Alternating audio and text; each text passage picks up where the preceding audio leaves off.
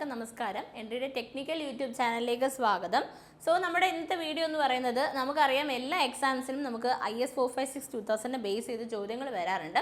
And നമ്മുടെ കയ്യിലിരിക്കുന്ന code print എടുത്ത് വെച്ചിട്ടോ അല്ലെങ്കിൽ സോഫ്റ്റ് കോപ്പി വെച്ചിട്ടായിരിക്കും പഠിക്കുന്നത്.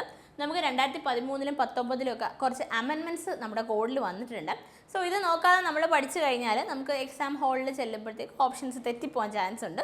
സോ ഇന്നത്തെ വീഡിയോ എന്ന് പറയുന്നത് IS 456-2000 വന്ന കുറച്ച് അമെൻമെൻറ്റ്സ് ആണ് നമ്മൾ പറയുന്നത്. ഓക്കെ, അപ്പോൾ ആദ്യം നമുക്ക് ക്ലോസ് 5.3 അഗ്രിഗേറ്റ്സിനെ കുറിച്ചിട്ടാണ് പറയുന്നത്. അഗ്രിഗേറ്റ്സിൽ നമുക്ക് IS 383 ആയിട്ട് കംപ്ലൈ ചെയ്യണം എന്നാണ് നമ്മുടെ അമെൻമെൻറ്റിന് മുന്നേ വരെ പറയുന്നത്. ആൻഡ് ആഫ്റ്റർ അമെൻമെൻറ്റ് അതിന് മുന്നേ പറഞ്ഞിട്ടുണ്ട് as per as possible preference shall be given to natural aggregates. Natural അഗ്രിഗേറ്റ്സിന് പ്രിഫറൻസ് കൊടുക്കണമെന്നും പറഞ്ഞിട്ടുണ്ട്. ആ ഒരു പർട്ടിക്കുലർ സ്റ്റേറ്റ്മെൻറ്റ് അമെൻമെൻറ്റിന് ശേഷം എടുത്ത് മാറ്റിയിട്ടുണ്ട്. അടുത്ത നമുക്ക് 5.3.4 എന്ന് പറയുന്ന അഗ്രിഗേറ്റ്സിനെ റിലേറ്റ് ചെയ്ത് തന്നെയാണ് പറയുന്നത്. അതായത് cost and fine aggregate shall be batch separately. അത് നമുക്ക് അമെൻമെൻറ്റിന് ശേഷവും പറയുന്നുണ്ട്. All in all aggregate can be used only where specifically permitted by the engineer in charge. അതായത് ഓൾ ഇൻ ഓൾ അഗ്രിഗേറ്റിനെ കുറിച്ചുള്ള ക്ലോസ് നമുക്ക് അമെൻമെൻറ്റിന് ശേഷം എടുത്ത് മാറ്റിയിട്ടുണ്ട്. ഓക്കെ, അതുപോലെ തന്നെ വാട്ടറിൻ്റെ കാര്യം പറയുവാണെങ്കിൽ നമുക്ക് വാട്ടറിനകത്ത് water use for mixing and curing shall be clean and free from injurious amount of oil as അതൊക്കെ പറയുന്നുണ്ട്. പക്ഷേ നമുക്ക് അമെൻമെൻറ്റിനകത്ത് പറയുന്നത് എന്താണെന്ന് വെച്ച് കഴിഞ്ഞാൽ വാട്ടർ നാച്ചുറലി അല്ലെങ്കിൽ ട്രീറ്റഡ്, അതായത് നാച്ചുറൽ വാട്ടർ കൂടാതെ ട്രീറ്റഡ് വാട്ടർ നമുക്ക് ക്വാണ്ടിറ്റിന് മാനുഫാക്ചറിന് ഉപയോഗിക്കാം എന്നുള്ളതാണ് ആഫ്റ്റർ അമെൻമെൻറ്റ് നമുക്ക് പറയുന്നത്. ഓക്കെ, ഇനി സീ വാട്ടറിനെ കുറിച്ച് പറയുന്നത് സീ വാട്ടറിനകത്ത് നമുക്ക് it's not recommended because of the presence of harmful salt. നമുക്കറിയാം സീ വാട്ടർ നമ്മൾ ഒരിക്കലും മിക്സിങ്ങിന് പെർമിറ്റ് ചെയ്യത്തില്ല, ബിക്കോസ് നമുക്ക് സോൾട്ട് അവിടെ പ്രസൻ്റ് ആണ്. അപ്പോൾ ഇവിടെ നമുക്ക് പറഞ്ഞിട്ടുണ്ട് എന്താണ്, under unavoidable circumstances sea water may be used for mixing or curing in plain concrete with no embedded steel after having given due consideration to possible disadvantages and precautions. അതായത് ഒന്നുമില്ല, നമുക്ക് ഉപയോഗിക്കാം, അതായത് ഒഴിച്ചുകൂടാൻ പറ്റാത്ത സാഹചര്യത്തിൽ നമുക്ക് ഉപയോഗിക്കാൻ പറ്റും. അതായത് സീ വാട്ടർ നമുക്ക് ഉപയോഗിക്കാൻ പറ്റും എന്നുള്ളൊരു ക്ലോസ് ആണുള്ളത്. അപ്പോൾ അവിടെ ചെറിയ ഒരു വേർഡിൻ്റെ വേരിയേഷൻ മാത്രമാണ് നമുക്ക് ഇവിടെ, അതായത് ഇറ്റ്സ് നോട്ട് റെക്കമെൻഡഡ് എന്നാണ് നമ്മുടെ അമെൻമെൻറ്റിന് മുന്നേ പറഞ്ഞിരിക്കുന്നത്. Sea water is not recommended എന്ന് പറഞ്ഞ സ്ഥിതിക്ക് അമെൻമെൻറ്റിന് ശേഷം നമുക്ക് എന്താണ്, shall not be use for mixing. അതായത് സീ വാട്ടർ നമുക്ക് ഒരിക്കലും യൂസ് ചെയ്യാൻ പാടില്ല. അതായത് ഷാൽ നോട്ട് ബി, വേർഡ്സിൻ്റെ ഒരു വ്യത്യാസം മാത്രമാണ് വന്നിരിക്കുന്നത്. മാത്രമല്ല നമുക്ക് 5.5.7 ഒരു പുതിയ ക്ലോസ് ആഡ് ചെയ്തിട്ടുണ്ട്. അത് നമ്മുടെ അഡ്മിക്സ്റ്റേഴ്സ് ആണ്. അതായത് അഡ്മിക്സ്റ്റേഴ്സ് നമ്മൾ എത്രത്തോളം ആഡ് ചെയ്യുന്നു അത് നമ്മുടെ കൺസ്ട്രക്ഷൻ സൈറ്റിലിരിക്കുന്ന റെക്കോർഡിൽ നമ്മളതിൻ്റെ ഡോസേജും എമൗണ്ടും എല്ലാം ക്ലിയറായി വ്യക്തമായി പറയണം എന്നുള്ളത്. ഓക്കെ, ഇനി അടുത്തത് നമുക്ക് ടേബിൾ 2 ഗ്രേഡ് ഓഫ് കോൺക്രീറ്റ് ആണ്. അപ്പോൾ ഗ്രേഡ് ഓഫ് കോൺക്രീറ്റിനകത്ത് നല്ലൊരു വേരിയേഷൻ വന്നിട്ടുണ്ട്. ഈ ചോദ്യം നമുക്ക് SSC JEEക്ക് PYQ ആയിട്ട് വന്നിട്ടുണ്ട്. അതുകൊണ്ട് തന്നെ ഓവർസിയർ ഗ്രേഡ് 1 പരീക്ഷയ്ക്കും AE പരീക്ഷയ്ക്കും ഇത് ചോദിക്കാൻ ചാൻസ് ഉണ്ട്. അപ്പോൾ അതായത് നമുക്ക് 3 ഗ്രേഡ് ഓഫ് കോൺക്രീറ്റ് ആണുള്ളത്. Ordinary concrete, standard concrete and high strength concrete ആണ്. നമുക്ക് നമ്മുടെ അമെൻമെൻറ്റിന് മുന്നേ സ്റ്റാൻഡേർഡ് കോൺക്രീറ്റിൽ M55 വരെ ആയിരുന്നു ഉള്ളത്. അമെൻമെൻറ്റിന് ശേഷം അത് M60 ആയി ഉയർത്തി. അതായത് നമ്മുടെ ഹൈ സ്ട്രെങ്ത്തിലായിരുന്നു അമെൻമെൻറ്റിന് മുന്നേ M60 കിടന്നത്. അമെൻമെൻറ്റിന് ശേഷം M60 നമുക്ക് സ്റ്റാൻഡേർഡ് കോൺക്രീറ്റിൻ്റെ ഗ്രേഡിലേക്ക് വന്നു. മാത്രമല്ല ഹൈ സ്ട്രെങ്ത് M80 എന്നുള്ളത് 85, 90, 95, 100 വരെ നമുക്ക് വന്നിട്ടുണ്ട്. ഓക്കെ, അപ്പോൾ അതായത് നമുക്ക് 80 കിടന്നത് 85, 90, 95, 100 എന്നുള്ള 4 അഡീഷണൽ ഗ്രേഡും കൂടി ആഡ് ചെയ്ത് വന്നു. ഓക്കെ, ഇനി നമുക്ക് ഈ പറയുന്നതിലൊന്നും അത്രയധികം ഇമ്പോർട്ടൻ്റ് ആയിട്ടുള്ള കാര്യങ്ങൾ പറയുന്നില്ല. So I'm skipping it. അപ്പോൾ ഈ ടേബിളിലുള്ള കാര്യം പഠിച്ചു വെക്കുക, ഇത് ഇമ്പോർട്ടൻ്റ് ആണ്.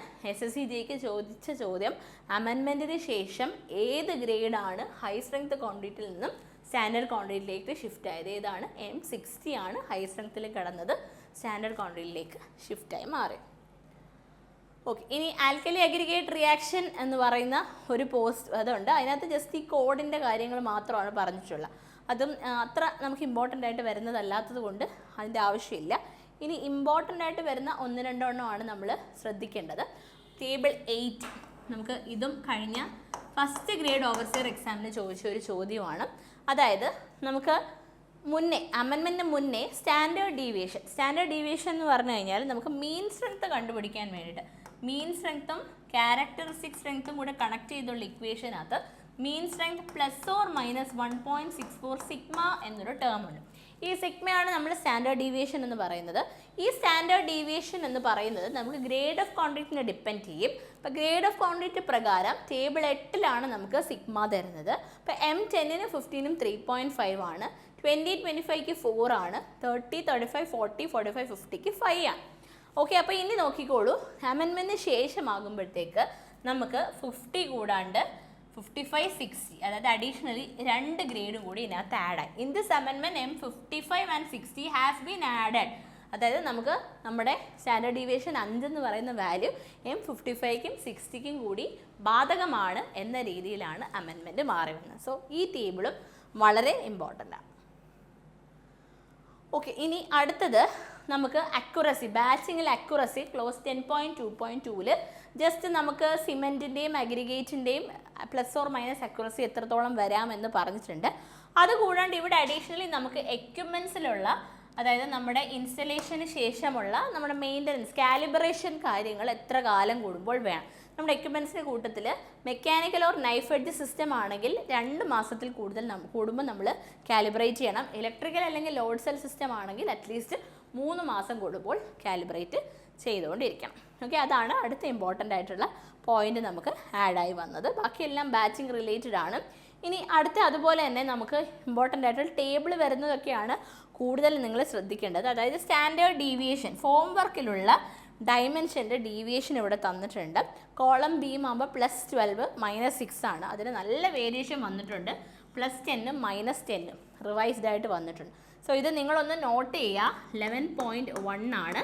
അപ്പോൾ കോഡ് എടുത്തിട്ട് ജസ്റ്റ് ഇതുമായിട്ടുള്ള ഒരു വേരിയേഷൻ ഒന്ന് നോട്ട് ചെയ്ത് വെക്കുക. ഒരുപാട് ക്വസ്റ്റ്യൻ പേപ്പറിലൊന്നും കണ്ടിട്ടില്ല, but still there are chances that നമുക്ക് ചോദിക്കാൻ ചാൻസസ് ഉണ്ട്. ഓക്കെ, ഇനി നമ്മുടെ ഡെവലപ്മെൻറ്റ് ലെങ്ത്തിൻ്റെ ഒരു കാര്യം. ഈ ഡെവലപ്മെൻറ്റ് ലെങ്ത്തിൻ്റെ ഇമ്പോർട്ടൻ്റ് ആണ്. ഡെവലപ്മെൻറ്റ് ലെങ്ത്തിനകത്ത് നമുക്ക് τBD എന്ന് പറഞ്ഞ് ഒരു സംഭവമുണ്ട്. അതായത് LD എന്ന് പറയുന്ന നമ്മുടെ ഡെവലപ്മെൻറ്റ് ലെങ്ത്തിനകത്ത് നമുക്ക് അത് ശേഷം τBD എന്ന് പറഞ്ഞൊരു സംഭവമുണ്ട്. τBD എന്ന് പറഞ്ഞാൽ ഡിസൈൻ ബോണ്ട് സ്ട്രെസ്സാണ്. എന്താണ് ബോണ്ട് സ്ട്രെസ് എന്ന് പറഞ്ഞു കഴിഞ്ഞാൽ, നമ്മുടെ കോൺക്രീറ്റിനകത്ത് സ്റ്റീൽ വെക്കുന്ന സമയത്ത് ഈ സ്റ്റീലും കോൺക്രീറ്റും തമ്മിൽ ഉള്ള കോണ്ടാക്റ്റ് ഉള്ള സ്ഥലത്ത് ഈ ഒരു സ്റ്റീലിൻ്റെ അതേ ഡയറക്ഷനിൽ ഉണ്ടാവുന്ന ഫോഴ്സിനെയാണ് നമ്മൾ അവിടെ ഉണ്ടാകുന്ന ഷിയർ ഫോഴ്സ് ആണ്. ഷിയർ ഫോഴ്സ് കാരണമുള്ള സ്ട്രെസ്സിനെയാണ് ഷിയർ സ്ട്രെസ്സ്. ആ ഷിയർ സ്ട്രെസ്സിനെയാണ് നമ്മൾ ബോണ്ട് സ്ട്രെസ് എന്ന് പറയുന്നത്, ഡിസൈൻ ബോണ്ട് സ്ട്രെസ് എന്ന് പറയുന്നത്. അപ്പോൾ ഈ ഡിസൈൻ ബോണ്ട് സ്ട്രെസ് നമുക്ക് കോഡിനകത്ത് കിട്ടുന്ന ഒരു ടേബിളാണ്. ആ ടേബിൾ പ്രകാരം നമുക്ക് പ്ലെയിൻ ബാർ ഇൻ ടെൻഷനിലുള്ള പ്ലെയിൻ ബാറിൻ്റെ τBD ആണ് നമ്മുടെ കോഡിൽ മെൻഷൻ ചെയ്തിരിക്കുന്ന. പക്ഷേ നമ്മൾ ഡീഫോംഡും കംപ്രഷനിലുള്ള ബാറാണെങ്കിൽ എത്ര ശതമാനം ഇൻക്രീസ് ചെയ്യണം എന്നുള്ളത് നമ്മുടെ ടേബിളിനകത്ത് മുന്നേ പറഞ്ഞിട്ടുണ്ട്. പക്ഷേ ഇപ്പോൾ അഡീഷണലി അമെൻമെൻറ്റിന് ശേഷം ഒരു അഡീഷണൽ ബോണ്ടും കൂടി വന്നിട്ടുണ്ട്. അതായത് fusion bonded epoxy coated deformed bars ആണെങ്കിൽ ഡിസൈൻ ബോണ്ട് സ്ട്രെസ് 80% വെക്കണം. അതായത് നമ്മുടെ ടേബിളിനകത്ത് പ്ലെയിൻ ബാസ് ഇൻ ടെൻഷനാണുള്ളത്. അത് ഡീഫോംഡ് ബാസ് ആണെങ്കിൽ നമുക്ക് വാല്യൂ 60% ഇൻക്രീസ് ചെയ്യണം. ടെൻഷൻ മാറി കംപ്രഷൻ ആണെങ്കിൽ 25% ഇൻക്രീസ് ചെയ്യണം. ഇത്രയുമായിരുന്നു പഴയ പ്രൊവിഷനിൽ പറഞ്ഞത്. പുതിയ പ്രൊവിഷനിൽ എന്താ പറഞ്ഞിരിക്കുന്നത്? നമ്മുടെ fusion bonded epoxy coated deformed bars ആണെങ്കിൽ എന്ത് ചെയ്യണമെന്ന്, ഡിസൈൻ ബോണ്ട് സ്ട്രെസ് എന്ന് പറയുന്നത് 80% എടുത്താൽ മതി.